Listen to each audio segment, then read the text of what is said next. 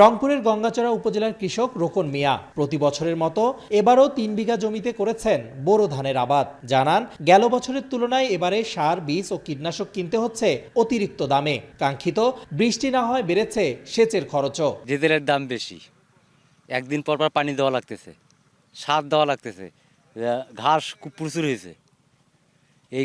এইটা হলে কি আমরা বাঁচবো?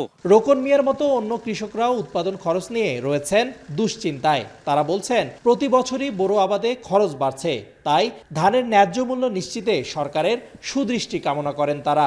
1 ঘন্টার জায়গা 6 ঘন্টা পানি লাগতেছে এখন দৌড় করা বেশি। তেলের দাম বেশি, খরচ পড়তেছে বেশি, সার পাওয়া যাচ্ছে না, সারের দাম বেশি।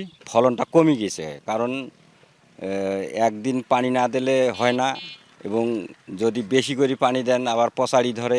কৃষক নেতাদের মতে সেচ নির্ভর বোরো মৌসুমে ডিজেল ও সারের দামে সরকারের বাড়তি নজরদারি প্রয়োজন। আর মাঠ পর্যায়ে কৃষকদের সব ধরনের পরামর্শের কথা জানিয়েছে কৃষি বিভাগ। নিরবিচ্ছিন্ন যে সেচ কাজ পরিচালনা করা কিংবা বাম্পার উৎপাদনের জন্য এখানে সার, ডিজেল, কীটনাশকে সরকারের ভর্তুকি দেওয়া প্রয়োজন। মাঠ পর্যায়ে যাতে বালাইকে দমন করার জন্য আমাদের যে পেস্টিসাইডের প্রয়োজন হয়, আমরা তাদের সাথে দফায় দফায় মিটিং করেছি এবং জেলায় নির্দেশনা দেওয়া আছে যাতে কোনো রকম মজুদ পরিস্থিতির সমস্যা না হয়।